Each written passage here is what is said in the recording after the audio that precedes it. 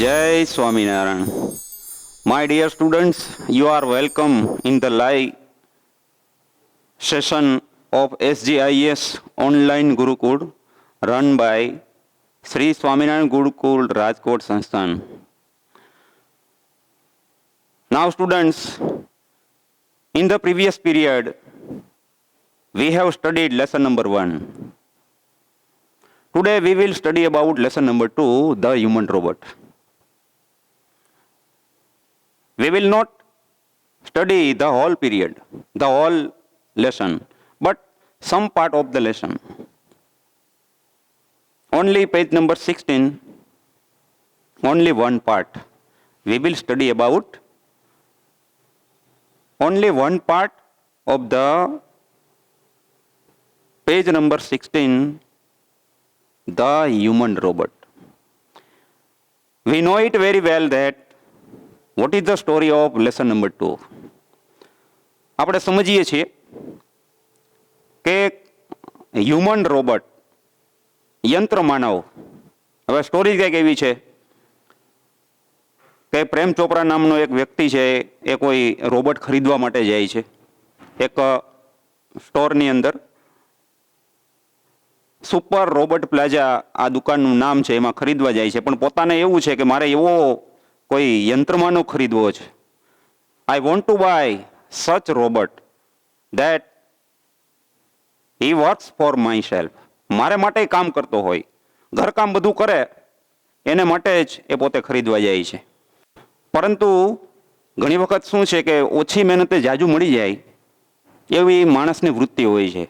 પછી તો એની પાસે બધા કામ કરાવે છે. In short I M telling you A story about lesson number 2. પછી તો એ ખરીદવા માટે અમુક શરતો એને માન્ય, પેલા એ દુકાનદાર એને બધી સમજ આપે છે.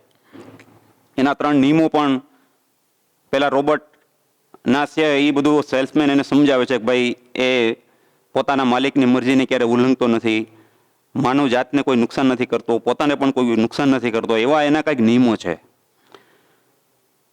છેલ્લે તો પછી એવું પણ આવે છે કે એ પોતે ચોરી કરતા પકડાય છે. પછી તો એવું બને છે કે કોર્ટમાં કેસ ચાલે છે. પહેલી વાર એવું બને છે કે કોર્ટમાં કોઈ એમ કે રોબોટ આવતો હોય. લોકોમાં પણ એવું કુતૂહલ થયું કે યંત્રમાનવ કોર્ટમાં આવતો હોય અને એની સામે કેસ થયો હોય.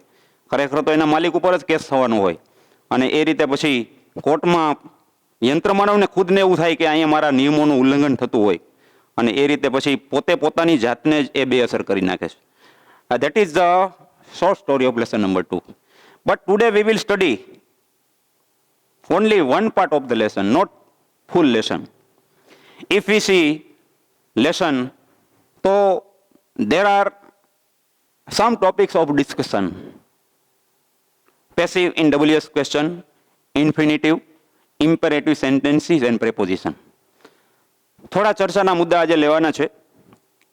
You know the details of active passive, direct indirect very well. In the previous period, other English teacher taught you the details of active passive. Today we will not full study of active passive, but to give answer in WS question in passive voice. ઘણી વખત શું છે કે how to make hour answer more effective, વધારે કઈ રીતે અસરકારક બનાવવા. એમ પ્રશ્નો તો માનો કે આપ્યા જ છે, એમાં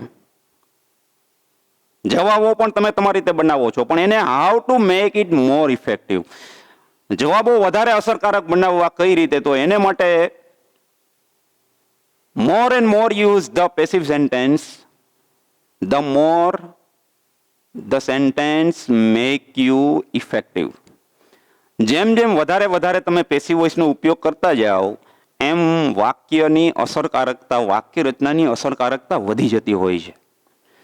આજે કંઈક એવી આપણે ચર્ચા કરવાના છીએ. થોડું આપણે મોડલ રીડિંગ કરશું. May I help you sir? Grin the short, narrow-eyed salesman inside the super robot plaza. Well, Prem Chopra responded, I wish to purchase a robot.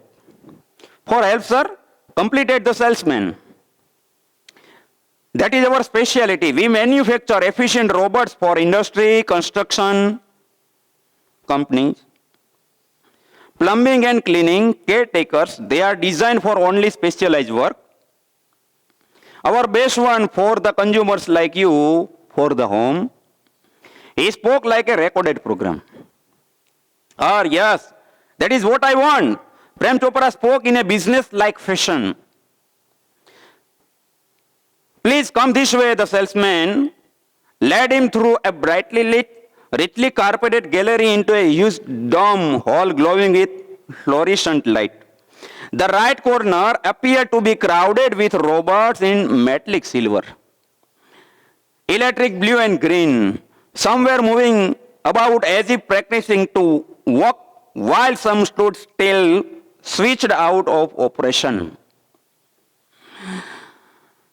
Just as Prem Chopra stepped on the threshold of hall, one of the robots swiftly came forward.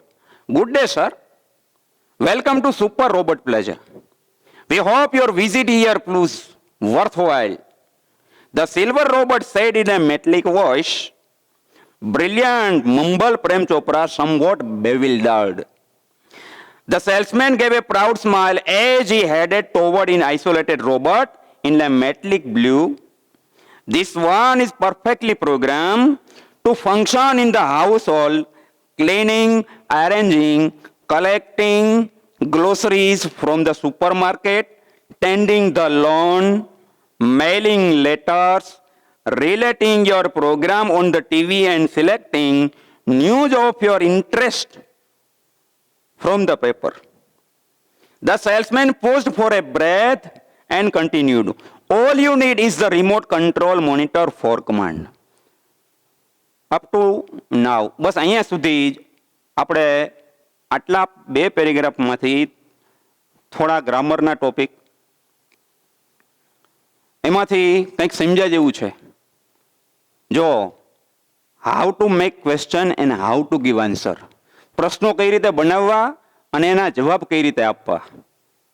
જો ક્યારે અસરકારકતા વધી જાય એમ, જવાબની અસરકારકતા, how to make your answer more effective, વધારે ક્યારે અસરકારક બને કે એક્ટિવમાં પ્રશ્ન પૂછેલો છે પણ જ્યારે એનો જવાબ તમે પેસિવમાં આપો ત્યારે એની અસરકારકતા વધી જતી હોય છે. જો અહીંયા વચ્ચે આવે છે કે we manufacture efficient robots for industry, construction companies, plumbing and cleaning caretakers. હવે વાક્ય સાદા વર્તમાનકાળનું એક્ટિવમાં છે. આપણે આમાંથી જ કંઈક પ્રશ્ન કાઢવો છે અને એનો પાછો પેસિવમાં જવાબ દેવો છે. પણ એ પહેલા થોડા આપણે એક્ટિવ પેસિવના નિયમો યાદ કરી લેવા છે. In the previous period you have studied the rules of passive voice and direct indirect. આજના જો કે તમારે હોમવર્કમાં પેસિવ વોઇસનો એક પેરેગ્રાફ છે, સાથે સાથે ઇનડાયરેક્ટના વાક્યો પણ થોડાક આપેલા છે. તમે સારી રીતે સમજો અને સારી રીતે અભ્યાસ કરો તો મને લાગે છે આપણા પ્રયત્નો એ બરાબર ફળદાયી રહેશે. પણ અહીંયા આપણે હવે ચર્ચા કરશું કે પેસિવ વોઇસમાં કઈ રીતે WH ક્વેશ્ચન આવે. તમે એક્ટિવ પેસિવ સારી રીતે ભણ્યા છો. સાદું વાક્ય, વિધાન, પ્રશ્નાર્થ વાક્ય છે, પછી નકાર વાક્ય છે, એનું તમે પેસિવ વોઇસ સારી રીતે ભણ્યા છો. હવે આજે આપણે પેસિવ વોઇસ તો ખરું જ, પણ WH માં કઈ રીતે પેસિવ વોઇસનો વાક્ય પ્રયોગ થાય અને પેસિવ વોઇસમાં કઈ રીતે જવાબ અપાય, ધેટ ઇઝ ધ ટોપિક. બીજું સમજવાનું છે ઇન્ફિનિટિવ એટલે કે ક્રિયાપદનું ટુ વાળું રૂપ. જો આમાં 3-4 શબ્દો આપેલા છે, જો એમાં to purchase, I wish to purchase a robot, એમાં જો ક્રિયાપદનું ટુ વાળું રૂપ આવે છે ઇન્ફિનિટિવ, 2+V1. પછી ટુ બી ક્રાઉડેડ એવો શબ્દ વચ્ચે આવે છે, જો ત્યાં પણ ઇન્ફિનિટિવ પ્રયોજાયું. પછી practising to walk while some stood still switched out of operation, એમાં પણ ટુ વોક આવે છે, જો ત્યાં પણ ઇન્ફિનિટિવ છે. ત્યાર પછી છેલ્લા ફકરામાં this one is perfectly program to function, તો ત્યાં પણ ટુ આવ્યું, જો આ ઇન્ફિનિટિવ થયા.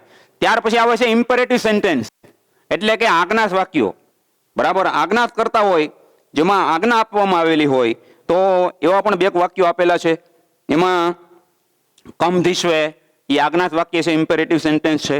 ત્યાર પછી પ્રેપોઝિશન પણ એમાં ઘણા પ્રયોજાયા છે, થ્રુ છે, ઇન છે, ઇનટુ છે, એવા પ્રેપોઝિશનો પણ આમાં આટલા જ પેરેગ્રાફમાં 3-4 ગ્રામરના ટોપિક છે. પણ આપણે કીધું એમ પહેલા તો પેસિવ વોઇસ એના બધા નિયમો તમે સારી રીતે સમજો છો કે ભાઈ જ્યારે એક્ટિવમાંથી પેશીવમાં બનાવીએ ત્યારે કર્મ અને કર્તા સ્થાને મૂકવામાં આવે, પછી કાળ પ્રમાણે ટુ બી આવે છે, ત્યાર પછી ક્રિયાપદનું ભૂતકૃદંતનું રૂપ આવે છે, બાય એને કરતા આવે છે. ત્યાર પછી જે કર્મ છે એના અનુસાર ટુ બી મૂક્યા પછી V3 ક્રિયાપદનું ભૂતકૃદંત હોય. અને એ રીતે માનો કે હકારની રચના થઈ પછી પ્રશ્ન હોય તો માત્ર ટુ બી બદલાય, ટુ બી અને કર્મનું સ્થાન બદલાઈ જાય એટલે એ વાક્ય પ્રશ્ન જ બની જાય. પછી ટુ બી પછી તમે નોટ મૂકી દો એટલે એ વાક્ય નકાર થઈ ગયું. પણ માનો કે WS ક્વેશ્ચન આવ્યું હાલો, તો શું કરવું? તો આપણે હવે આમાં પ્રશ્ન માનો કે એક્ટિવમાં પૂછ્યો છે, હવે જવાબ એને પેસિવમાં આપવો છે, તો અસરકારકતા એની વધી જતી હોય તો એ કઈ રીતે બનાવવું એમ. દાખલા તરીકે આપણે બે વાક્યો લઈ, એક્ટિવના અને પેસિવના. એક સાધારણ વાક્ય લઈશું આપણે, માનો કે પેસિવ વોઇસનું, એક્ટિવ અને પેસિવનું આપણે વાક્ય લેશું, એક્ટિવ વોઇસનું. બરાબર, આપણે એમ કે પાઠમાં શબ્દ આવે છે કે ભાઈ the super robot plaza, super plaza દુકાનનું નામ છે, મેક્સ robots, the robots. માનો કે એક પાઠનું જ વાક્ય છે. હવે આ સુપર રોબોટ પ્લાઝા એટલે એ દુકાનનું નામ છે. હવે એ લોકો અહીંયા રોબોટ બનાવે છે. હવે આનું તમે પેસિવ બનાવો એટલે આવું થાય, પેસિવ વોઇસ કે ધ રોબોટ્સ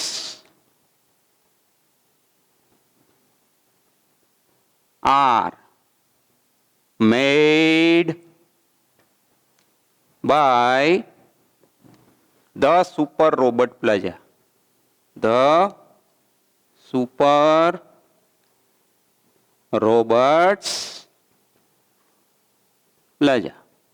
આ વાક્ય થયું પેસિવનું, એક્ટિવ અને પેસિવ. હવે માનો કે આનું તમારે પ્રશ્નાર્થ કરવું છે, તો અહીંયા શું કરવાનું? તો કે અહીંયા એસ કાઢી નાખવાનું, અહીંયા ડજ મૂકી દેવાનું. આમ થશે કે does the super robot plaza make the robots question mark.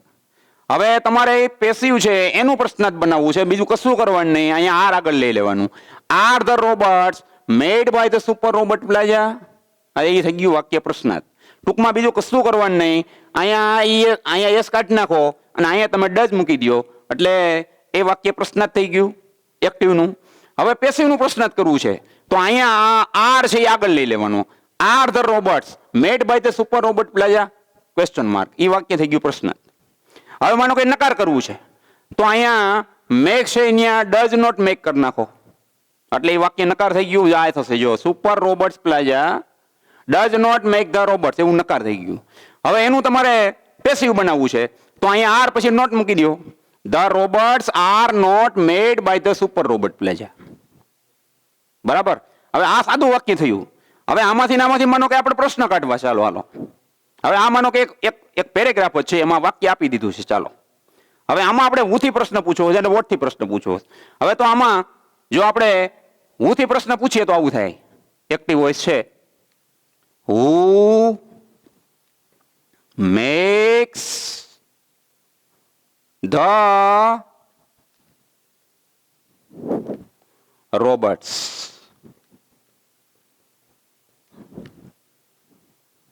આ રોબોટ યંત્રમાનવ કોણ બનાવે છે? ચાલો હવે એનું પેસિવ બનાવો તો તમે શીખા જશો. આગલા પીરિયડમાં તમે એની માહિતી મેળવી દીધેલી જ હશે. તો કે હવે હું હોય તો બાય હુમ થાય. By whom are the robots made? Who makes the robots? By whom are the robots made? આ એક્ટિવ, આ પેસિવ. ચાલો હવે માનો કે વોટ થી પ્રશ્ન પૂછો. ચાલો હાલો આ જ વાક્ય માનો કે જવાબ જ આપ્યો. હાલો ને, who makes the robots? તો by whom are the robots made? ચાલો હવે આપણે વોટ થી પ્રશ્ન પૂછીએ. એક્ટિવ તો કે what does what does the super robots plaza make? The super robots plaza make. Super robots plaza શું બનાવે છે? હવે આ વાક્યનું આપણે પેસિવ બનાવો તો શું થાય? તો કે vote is made by the super robots plaza. જો આ વાક્ય એક્ટિવ, આ પેસિવ, આ વાક્ય એક્ટિવ, આ એનું પેસિવ. તો what is made by super robot plaza? Active passive, active passive. હવે એમાં પ્રશ્ન એવો માનો કે પૂછવામાં આવે છે કે ભાઈ દુકાનમાં શેને માટે આ રોબોટ્સ બનાવવામાં આવે છે, એવો પ્રશ્ન માનો કે પૂછવામાં આવે જો તમને, તો એનો જવાબ કઈ રીતે આપવો? પહેલા તો પ્રશ્ન એવો છે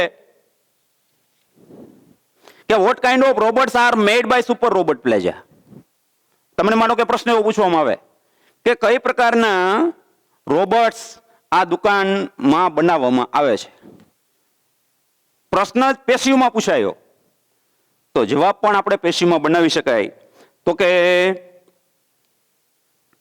super robots plaza makes robots for industry, construction companies, plumbing and cleaning, caretakers and for home. શેને શેને માટે બનાવવામાં આવે છે? તો કે for what are the best robots made? શેને માટે આ શ્રેષ્ઠ રોબોટ બનાવવામાં આવે છે? તો કે the best robots are made for home. ઘર માટે, એમ કે ઘરની જે ફરજો છે એટલે ઘરકામ માટે એ જે પ્લાઝા છે એમાં ઘરકામ માટેના જ એમ કે રોબોટ્સ બનાવવામાં આવે છે. અહીંયા ફોર ધ હોમ એવો શબ્દ આવે છે. જો બીજું છે હુ ગ્રીટેડ પ્રેમ ચોપરા. પ્રેમ ચોપરા છે બરાબર, એનું અભિવાદન કોણે કર્યું?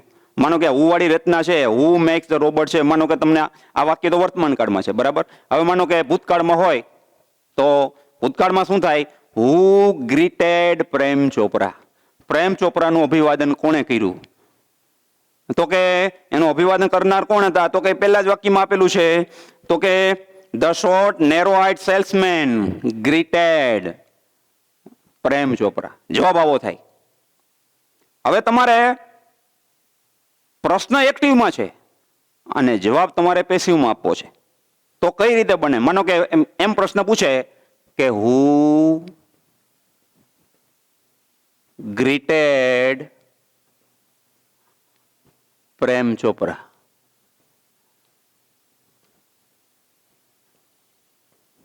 માનો કે આ છે. હવે જવાબ ખબર છે કે એક્ટિવમાં છે. હવે તમારે જવાબ આપવો છે તો જવાબ જો તમે પેસિવમાં આપો તો એની અસરકારકતા વધી જાય. અહીંયા ખબર છે કે પેલા સેલ્સમેને એનું અભિવાદન કર્યું બરાબર, એવું છે. પણ હવે તમારે એક્ટિવમાં છે પણ હવે તો જવાબ જો તમે પેસિવમાં આપો તો એની અસરકારકતા વધી જાય. It make the sentence more effective. એમ તો પછી એમાં વાક્ય આવું બને Prem Chopra was greeted by the salesman. By the salesman. હવે કદાચ તમે જવાબમાં તમે સેલ્સમેન ગ્રીટેડ પ્રેમ ચોપરા એવું લખો તો ખોટું નથી, પણ જો જવાબ તમે પેસિવમાં આપો એટલે કે Prem Chopra was greeted by salesman એવું કરો તો એ વધારે અસરકારક બની જાય. કારણ કે એ જોનારને ખબર પડી જાય છે કે તમે જવાબ પેસિવમાં આપ્યો છે. જેટલા the more and more you use the passive sentence, then the sentence may become more efficient, more effective. જેટલા વાક્યો આપણે પેસિવમાં ઉપયોગ કરીએ એટલો એની અસરકારકતા ખૂબ જ વધી જતી હોય છે.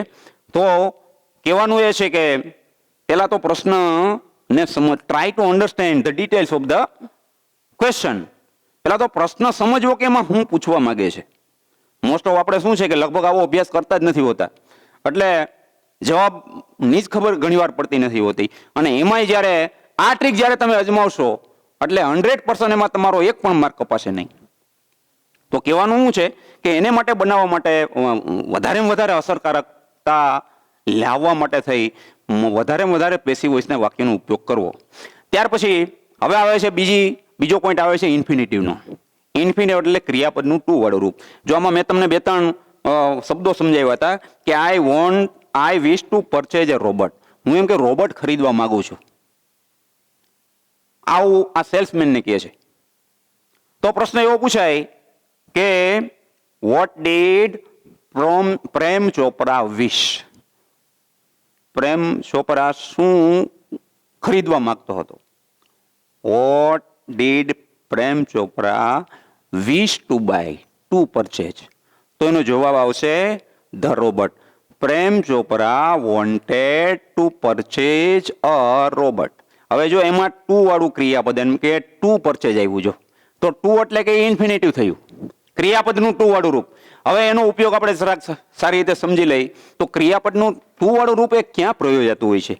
તો કે એ ક્રિયાનો હેતુ બતાવે છે. તો ક્રિયાનો હેતુ એટલે શું? તો કે એની પાછળ ગુજરાતીમાં હોવીવવા લાગતું હોય અથવા તો હોવીવવા માટે. વાક્ય પ્રયોગ આપણે જો એને કરીએ તો બહુ સીધું ને સરળ છે. જો ટુ પરચેજ આપણે એમ કહીએ ભાઈ Mitesh reached the railway station. Mitesh reach the railway station. A simple સાદા ભૂતકાળનું વાક્ય થયું. પણ તમે એમ ઉમેરી દો ટુ વેલકમ હિઝ ગેસ્ટ, એના મહેમાનને આવકારવા. તો જો આ ટુ વેલકમ છે ને ઇન્ફિનિટિવ થયું, કારણ કે એ મૂળ ક્રિયાનો હેતુ છે. રીચડ એટલે તો પહોંચવું થાય. એ પહોંચવાનો હેતુ કયો? તો કે આવકારવાનો છે. તો ટુ વેલકમ, તો ક્રિયાપદનું ટુ વાળું રૂપ છે એ હેતુ બતાવે છે. મૂળ જે ક્રિયા એટલે કઈ? તો કે નામ સર્વનામ પછીની જે ક્રિયા છે, કરતા પછી જે ક્રિયા આપેલી છે, એ ક્રિયાનો હેતુ બતાવવા માટે ક્રિયાપદનું ટુ વાળું રૂપ પ્રયોજાય છે. ટુ પરચેજ અહીંયા શું છે? તો કે ટુ પરચેજ એટલે ખરીદવું થાય, પણ એ કઈ ક્રિયાનો હેતુ છે? તો કે wish. I wish to purchase a robot. એમાં વિશ એટલે કે ઈચ્છવું. શું ઈચ્છે છે? કે ટુ પરચેજ. તો ક્રિયાપદનું ટુ વાળું રૂપ ક્યાં પ્રયોજાય? તો કે મૂળ ક્રિયાનો હેતુ બતાવવા માટે પ્રયોજાય છે. આપણે એમ કહીએ ભાઈ સ્ટુડન્ટ્સ આર વેરી ઈગર, વિદ્યાર્થીઓ ખૂબ આતુર હોય છે. ટુ નો ધેર રિઝલ્ટ, પોતાનું પરિણામ જાણવા. તો ત્યાં વા આવ્યો ને, વોવી બુવા આવે એટલે ટુ વાળું ઇન્ફિનિટિવ આવે. તમારે વોવી બુવાનો અર્થ જ ઇન્ફિનિટિવ થાય. આવકારવા, આમંત્રણ આપવા, વાંચવા, મહેનત કરવા, મેળવવા. Students tried to gate more and more marks. વધારેમાં વધારે માર્ક્સ મેળવવા વિદ્યાર્થીઓ પ્રયત્ન કરે છે. ટ્રાય એમ. તો ક્રિયાપદનું ટુ વાળું રૂપ આ રીતે આવે. પછી જો આગળ આવે છે some were moving about as if practising to walk while some stood still switched out of operation. કેટલાક એમાં જે રોબોટ હતા એ ફરી રહ્યા હતા અને કેટલાક ચાલવાની પ્રેક્ટિસ કરી રહ્યા હતા. પ્રશ્ન એવો પૂછાય કે what were the robots doing? Robot શું કરી રહ્યા હતા? ચાલુ ભૂતકાળ છે. તો robots were walking, moving about as if practising to walk. જાણે કે ચાલવાની પ્રેક્ટિસ કરી રહ્યા હોય એ રીતે એ પોતે હલનચલન કરી રહ્યા હતા. મૂવિંગ આવે ને શબ્દ, જો વેર મૂવિંગ, ચાલુ ભૂતકાળનું વાક્ય છે. તો એ રીતે જો પ્રેક્ટિસિંગ ટુ વોક, ત્યાં જો ટુ આવ્યું, ટુ વોક એટલે ચાલવા, પાછળ વા આવે. ટૂંકમાં કહેવાનું એ છે કે પાછળ વોવી વુવા આવતું હોય એટલે ક્રિયાપદનું ટુ વાળું રૂપ આવે, જેનો અર્થ એ જ થાય કે આગલી જે ક્રિયા છે એનો હેતુ બતાવવા માટે ક્રિયાપદનું ટુ વાળું રૂપ પ્રયોજાય છે. તો આ થઈ ઇન્ફિનિટીવની વાત. હજુ પણ આગળ એક શબ્દ આવે છે function. This one is perfectly programmed. જો એ પેસિવ વોઇસનું વાક્ય છે, ઇઝ પ્રોગ્રામ, કાર્યાન્વિત કરવામાં આવે છે. શેને માટે? તો કે ટુ ફંક્શન. બરાબર. પ્રવૃત્ત કરવું, ટુ ફંક્શન, કાર્યરત કરવું. ઇન ધ હાઉસ હોલ્ડ એટલે કે ઘરકામમાં પ્રવૃત્ત કરવા માટે આ કાર્યાન્વિત કરવામાં આવેલું છે, એવો આનો અર્થ થાય છે. તો ત્યાં પણ ક્રિયાપદનું ટુ વાળું રૂપ આવે છે. ત્યાર પછી ક્રિયાપદના ING વાળા રૂપો છે બધા, જો cleaning, arranging, collecting groceries from the supermarket, પછી ટેન્ડિંગ ધ લોન એટલે લોન કાપવી, ત્યાર પછી મેઇલિંગ લેટર્સ પત્રો લખવા. એ જો પેલો સેલ્સમેન એ બધું સમજાવે છે કે ઘરકામમાં કેટલી કેટલી વસ્તુ આ રોબોટ કરતો હોય છે. તો relating your program on TV ઉપર તમારા પ્રોગ્રામને તૈયાર કરવા. ત્યાર પછી selecting news of your interest, તમારા ઇન્ટરેસ્ટના જે સમાચારો છે એને કલેક્ટ કરવા. આવી જુદી જુદી ક્રિયાઓ, જુદી જુદી પ્રવૃત્તિ આ બધા રોબોટ્સ અહીંયા આ હાઉસહોલ્ડનો જે રોબોટ છે એ કરતો હોય છે. આવું બધું એને સમજાવી રહ્યો છે પેલા સેલ્સમેન. પછી તો સેલ્સમેન પોઝ ફોર એ બ્રેથ, થોડો સમય માટે એ થોડું ખમી જાય છે. તો આ થઈ સેલ્સમેન એના એક્સપ્લેનેશનની વાત. હવે ત્રીજો પોઈન્ટ આવે છે ઇમ્પેરેટિવ સેન્ટેન્સ. બરાબર, આજ્ઞાર્થ વાક્ય. આજ્ઞાર્થ વાક્ય એટલે શું? જેમાં આજ્ઞા કરવામાં આવેલી છે તે. જો અહીંયા કીધેલું છે ને, શરૂઆતમાં જ આવે છે જો કે ભાઈ come this way, please come this way. The salesman led him through a brightly lit richly carpeted gallery into a huge dome-shaped hall glowing with fluorescent light. જોમાં છે કમ ધીસ વે, આ માર્ગે આવો, ટૂંકમાં આ રસ્તે આવો. પેલો દોરી જાય છે એટલે એને આજ્ઞા કરે છે મારી સાથે આવો તમે. હવે અહીં આવો, આજ્ઞા થઈ. જો આનો એક ટોપિક એ પણ છે ઇમ્પેરેટિવ સેન્ટેન્સ. વાક્યમાં આજ્ઞાર્થ વાક્ય, ટૂંકમાં પેરેગ્રાફમાં આજ્ઞાર્થ વાક્ય. What is the importance of imperative sentence in the language? ઘણું બધું જાજુ મહત્વ છે. આજ્ઞાર્થ વાક્ય એટલે શું? જેમાં આદેશ કરવામાં આવેલો છે, જેમાં કંઈક ઓર્ડર કરવામાં આવેલો છે. પછી એ વિનંતીના અર્થમાં હોય કે પછી એમ કે ધમકીના અર્થમાં હોય, કોઈ ચેતવણી હોય. આજ્ઞા તો ગમે રીતે થાય છે. તમે ડાયરેક્ટ ઇનડાયરેક્ટમાં સારી રીતે ભણ્યા છો આજ્ઞાર્થ વાક્યનું ઇનડાયરેક્ટ કઈ રીતે કરવું એ. તો કે જેવો જેવો ભાવ હોય એવા ક્રિયાપદના રૂપો આવે છે. વિનંતી હોય તો રિક્વેસ્ટેડ આવે છે, પછી સલાહ હોય તો એડવાઇસ આવે છે, આદેશ કરવામાં આવેલો તો ઓર્ડર આવે છે. બરાબર, એ બધા આજ્ઞાર્થના જુદા જુદા ભાવો છે. તો આજ્ઞાર્થ પેલા બને છે કઈ રીતે? તો આમાં જો શરૂઆત કમ ધીસ વે, આ માર્ગે થઈને આવો, એટલે જો એમાં આદેશ કર્યો, વિનંતી દર્શક છે. આમ તો સેલ્સમેન પેલા ગ્રાહકને વિનંતી કરે છે, પણ એ વિનંતીના અર્થમાં આજ્ઞા થઈ. તો આજ્ઞાર્થ વાક્ય ઇમ્પેરેટિવ સેન્ટેન્સ બને પેલા કઈ રીતે? તો કે એમાં ક્રિયાપદનું મૂળ રૂપ આવે એમ. V1 મેં તમને કીધું ને કે કોઈ પણ વાક્ય ક્રિયાપદ વગર અધૂરું છે. Without verb we can not make sentence. ક્રિયાપદ વગર કોઈ દિવસ વાક્ય સંભવે જ નહીં. તો અહીંયા ક્રિયાપદ કયું? તો કે અહીંયા ક્રિયાપદનું મૂળ રૂપ આવે છે V1. તમે સાદા વર્તમાન કાળ છે એમાંથી માત્ર તમે કરતા તમે દૂર કરી દો એટલે વાક્ય થઈ ગયું આજ્ઞાર્થ. માનો કે એમ કઈક ભાઈ સીધું જ છે, માનો કે ભાઈ આઈ રાઇટ એ લેટર, હું પત્ર લખું છું. બરાબર, આ સાદા વર્તમાન કાળનું વાક્ય છે. આ સિમ્પલ પ્રેઝન્ટ ટેન્સ. હવે સાદા વર્તમાન કાળમાંથી આપણે આજ્ઞાર્થ વાક્ય બનાવવું છે. તો બનાવવા માટે બહુ સહેલું. શું કરી નાખવાનું? તો આઈ કાઢી નાખો, કરતા કાઢી નાખો. રાઇટ એ લેટર, પત્ર લખો, આજ્ઞા થઈ ગઈ. કરતા કાઢી નાખો. સાદા વર્તમાન કાળમાંથી ટૂંકમાં આજ્ઞાર્થ વાક્ય બનાવવું એટલે ઇટ ઇઝ ટુ ઇઝી. હાવ? તો કે રિમૂવ સબ્જેક્ટ, કરતા કાઢી નાખો. જો આઈ રાઇટ એ લેટર તો એનો અર્થ થાય હું પત્ર લખું છું, પણ આઈ કાઢી નાખો, રાઇટ એ લેટર, પત્ર લખો, આજ્ઞા થઈ ગઈ. બરાબર, હવે એનું તમારે નકાર કરવું છે તો બીજું કશું કરવાનું નહીં. અહીંયા ડોન્ટ આગળ લગાડી દો. ડોન્ટ રાઇટ એ લેટર, પત્ર ન લખો.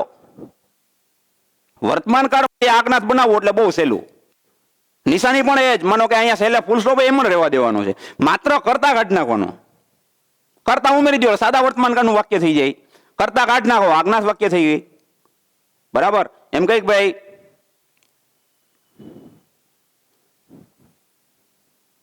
You read lessons. તમે પાઠ વાંચો છો. You read lessons. બરાબર, ચાલો હવે તમે લેસન તમારા પાઠ વાંચો છો. હવે આમાંથી તમે આ યુ છે એમાં યુ કાઢી નાખો, તો વાક્ય આજ્ઞા. રીડ લેસન, પાઠ વાંચો, આજ્ઞા થઈ ગઈ. તમે સબ્જેક્ટ દૂર કરી દીધો એટલે વાક્ય આજ્ઞા થઈ ગયું. ટૂંકમાં એની પરખ જ એ છે કે શરૂઆત V1 થી થાય. એમ ક્રિયાપદનું મૂળ રૂપ શરૂઆતમાં આવી ગયું એટલે વાક્ય આજ્ઞાત થઈ ગયું. હવે એની આગળ તમે ડોન્ટ મૂકી દીધું એટલે વાક્ય નકાર થઈ ગયું. ડોન્ટ રીડ લેસન, લેસન ન વાંચો. રીડ લેસન, લેસન વાંચો. ઓપન ધ ગેટ, દરવાજો ખોલો. ડોન્ટ ઓપન ધ ગેટ, દરવાજો ના ખોલો. આગળ માત્ર કરવાનું શું છે? આગળ માત્ર ડોન્ટ લગાડવાનું છે. કરતા કાઢી એટલે ડોન્ટ લગાડી દો, વાક્ય નકાર થઈ ગયું. કરતા કાઢી માત્ર કરતા દૂર કરે. If you remove the subject then automatically it make the imperative sentence. વાક્ય આજ્ઞાર્થ બનાવવામાં બીજું કશું નથી, માત્ર કરતા કાઢવાનો છે. તો આ ત્રીજો પોઈન્ટ આવ્યો ઇમ્પેરેટિવ સેન્ટેન્સનો. પછી આવે છે પ્રેપોઝિશન. તો કે એમાં જુદા જુદા 3-4 પ્રેપોઝિશન પ્રયોજાયા છે. એમાં એક પ્રેપોઝિશન આવે છે થ્રુ. જો તમે જો please come this way, the salesman led him through a brightly lit. એમાં થ્રુ શબ્દ આવે છે. જો થ્રુ એટલે કે પ્રેપોઝિશન થયું નામ યોગ્ય અવયવ. There are so many kinds of preposition you have learned up to till now. અત્યાર સુધી તમે ઘણા બધા એવા પ્રેપોઝિશન ભણી ચૂક્યા છો.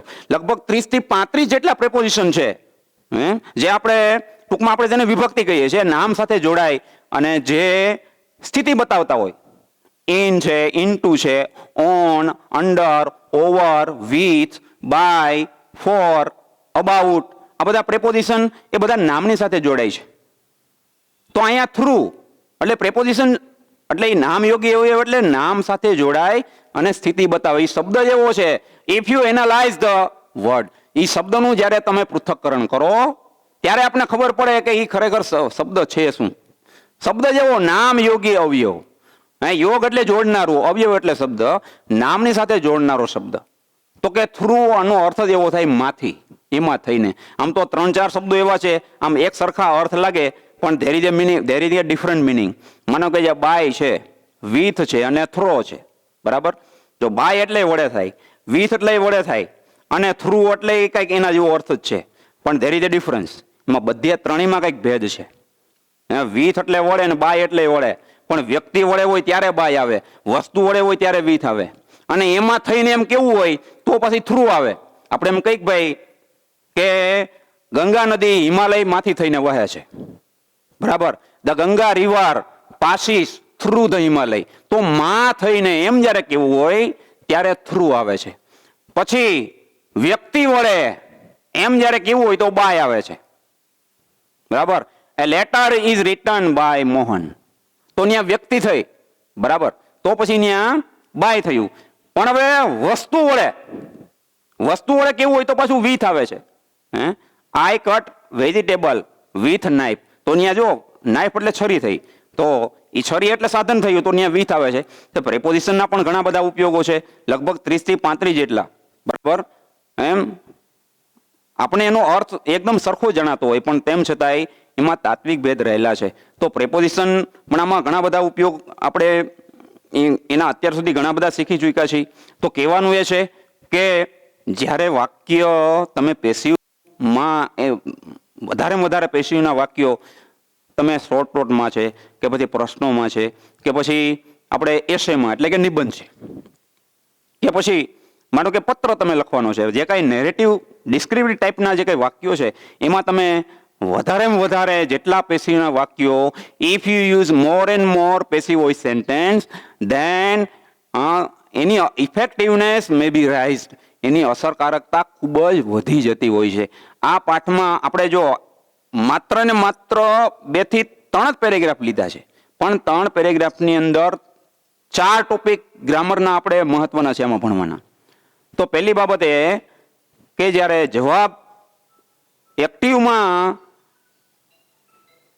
જ્યારે તમે પ્રશ્ન બનાવતા હો છો અને જવાબ જ્યારે તમે પેસિવમાં લખો છો ત્યારે એની અસરકારકતા વધી જતી હોય છે.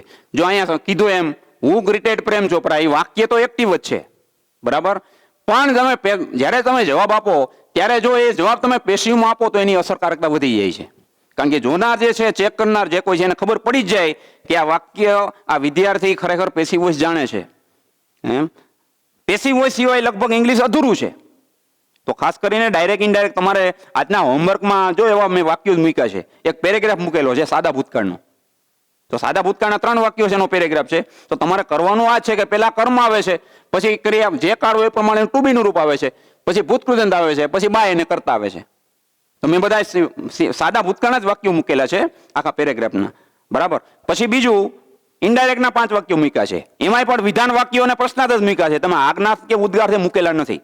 તમારે સમજવાનું જ આટલું છે કે જ્યારે આપણે વિધાન વાક્યોનું ડાયરેક્ટમાંથી ઇનડાયરેક્ટમાં રૂપાંતર કરીએ તો એના સાધારણ આ બધા નિયમો છે. જો હોમવર્કમાં બરાબર પૂરેપૂરી તકેદારી રાખવી, be careful when you solve the indirect sentence. જ્યારે તમે ઇનડાયરેક્ટના વાક્ય સોલ્વ કરો છો ત્યારે નિયમો બરાબર નજર સમજ, be careful about the rules of the indirect sentence. તો કે વિધાન વાક્યમાં શું આવે છે તો કે સેડ હોયનું ટોલ થઈ જાય. ત્યાર પછી આપણે સંયોજક સ્થાને આપણે ધેટ મૂકી છીએ.